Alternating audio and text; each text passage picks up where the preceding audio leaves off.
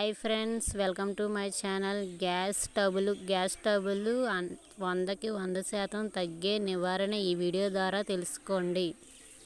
ఈ రోజుల్లో చిన్న లేదు పెద్ద లేదు గ్యాస్ సమస్య చాలామందిని ఇబ్బంది పెడుతుంది. కాబట్టి నేను చెప్పే నివారణ పాటిస్తే గ్యాస్ స్టవ్లను కంట్రోల్ చేసుకోవచ్చు.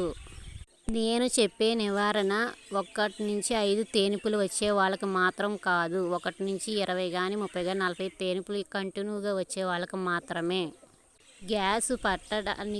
గ్యాస్ ఎక్కువ పట్టడానికి మనం తినే పదార్థాల్లో ముఖ్యమైనవి 3. 1 చింతచిగురు, 2 చింతపండు, 3 చింతకాయలు. చింతపండు తినడం వలన గ్యాస్ అధికంగా పెరుగుతుంది. కాబట్టి చింతపండు తినడం తగ్గించండి ఫ్రెండ్స్. ఈ చింతచిగురు సీజన్ బట్టి వస్తుంది ఫ్రెండ్స్. దాన్ని అంత పట్టించుకునే అవసరం లేదు. ఆ సీజన్లో తినకుండా ఉంటే చాలు. చింతపండు 360 రోజులు తింటాము కాబట్టి కొంచెం తగ్గించడానికి ప్రయత్నించండి ఫ్రెండ్స్.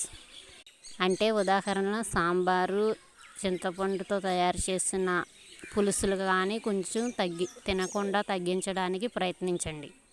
అలాగని ఇప్పుడు చట్నీలో కానీ పప్పు టమాటా అలా వండినప్పుడు కొంచెం వేస్తాం కాబట్టి అది తినేవచ్చు ఫ్రెండ్స్. పులుసు అనేటప్పటికి పెద్ద నిమ్మకాయ సైజు అంత చింతపండు వేస్తాం కాబట్టి ఆ రోజు మొత్తం తేనిపులు వస్తాయి ఫ్రెండ్స్.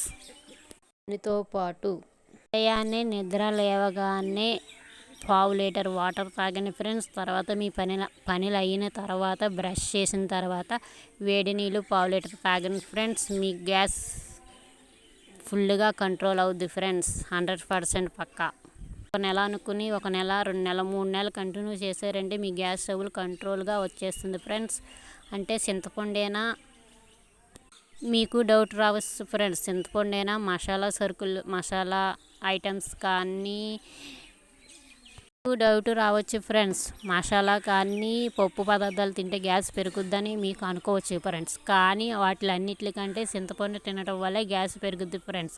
ఒకవేళ మసాలా కర్రీస్ తిన్నారనుకో ఆ రోజు కొంచెం తేనిపులు అలా అనిపిస్తుంది తప్ప 50 తేనిపులు రావు ఫ్రెండ్స్. ఓన్లీ చింతపండు తినడం వలన ఎక్కువ తేనిపులు వస్తాయి ఫ్రెండ్స్. కాబట్టి నేను చెప్పిన పద్ధతి మీరు పాటిస్తే 3 నెలల్లో మీకు కంట్రోల్ అయిపోయి మీరు అందరిలాగానే మామూలుగా గ్యాస్ లేని వాళ్ళ ఉంటారు ఫ్రెండ్స్.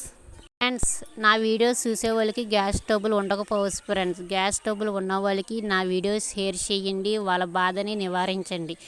ఇలాంటి మంచి మంచి వీడియోస్ కోసం నా ఛానల్ చూస్తూ ఉండండి. Thank you for watching.